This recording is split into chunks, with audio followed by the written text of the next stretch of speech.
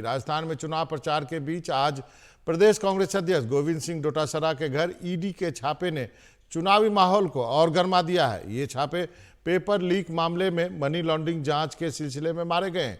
साथ ही कांग्रेस के टिकट पर चुनाव लड़ रहे निर्दलीय विधायक ओम प्रकाश हुडला के यहाँ भी ईडी की टीम तलाशी लेने पहुंची।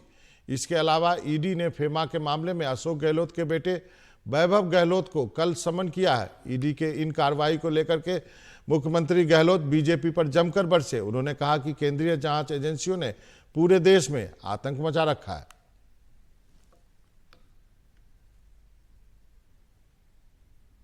तो आज जो स्थिति है वो चिंताजनक स्थिति है।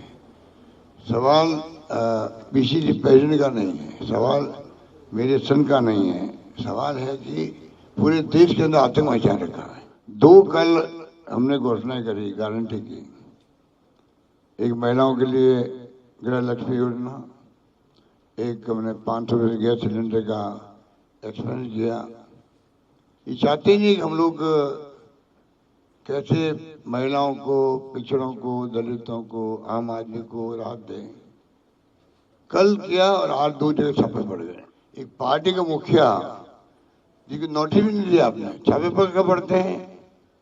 आप नोटिस दिया नहीं, कोई केस दर्ज नहीं, कोई शिकायत नहीं। पेपर लीक के इस प्रकरण में ईडी के प्रवेश के बाद में इसके सरगना की गिरफ्तारी हुई और सरगना की गिरफ्तारी के बाद में जिस तरह के तार जुड़ते हुए प्रतीत हुए, उनके चलते हुए ईडी ने जो हालिया कार्रवाई की है, उन कार्रवाइयों का परिणाम यह है कि आज सरकार बैकफुट पर है और बौखलाई हुई नजर आ रही है। उनके पुत्र के द्वारा किए गए आर्थिक अनियमितता पर कोई जांच होती है, उस पर वो तिल मिला करके प्रतिकूल बयान देते हुए प्रतीत होते हैं। आज उन्होंने इस ईडी की कार्रवाई को अपने द्वारा दी जा रही खोखली गारंटियों, जिनके ऊपर से जनता का विश्वास समाप्त हो गया, उनके साथ जोड़ने की एक बार पुनः चेष्टा की है। और सीधे अपने सहयोगी हर्षा के पास चलते हैं। हर्षा, बताइए अब क्या हो रहा है ईडी की कार्रवाई को लेकर के? चुनावी माहौल तक में जिस ढंग से एकाएक गर्माहट हुई है, अब क्या स्थिति है वहां पर? जी मनोरंजन, इसमें ऐसा हुआ है कि हमने जैसे पहले भी डिस्कस किया था, ईडी की कार्रवाई के बाद वैभव गहलोत वापस लौट रहे हैं जयपुर। गोविंद सिंह डोटासरा सीकर में ही है और वैभव गहलोत को समन्स मिला है। अब देखिए, इसमें समझना ये जरूरी है कि वैभव के खिलाफ जो केस है वो फेमा का केस है।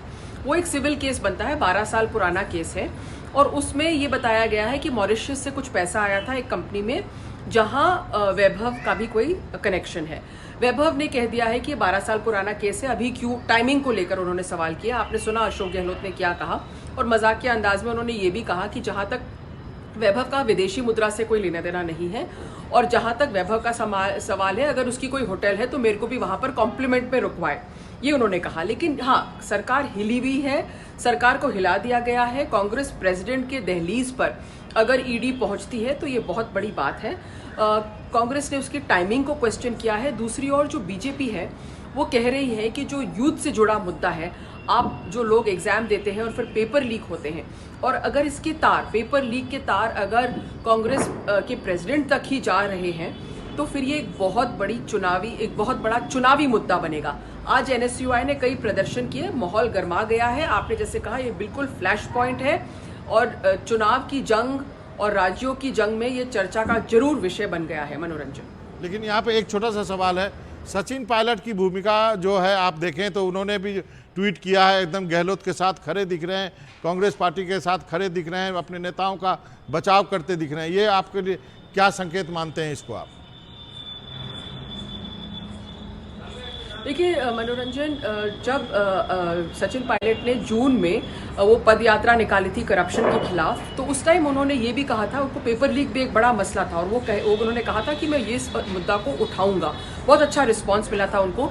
लेकिन उसके बाद में अशोक गहलोत ने राजस्थान पब्लिक सर्विसेज कमीशन जो है उसको भंग किया, रिकॉन्स्टिट्यूट किया जाएगा। बाबूलाल कटारा जो थे उनको अरेस्ट किया। तो फिर सचिन पायलट ने कहा कि मैं इस कार्रवाई से संतुष्ट हूँ।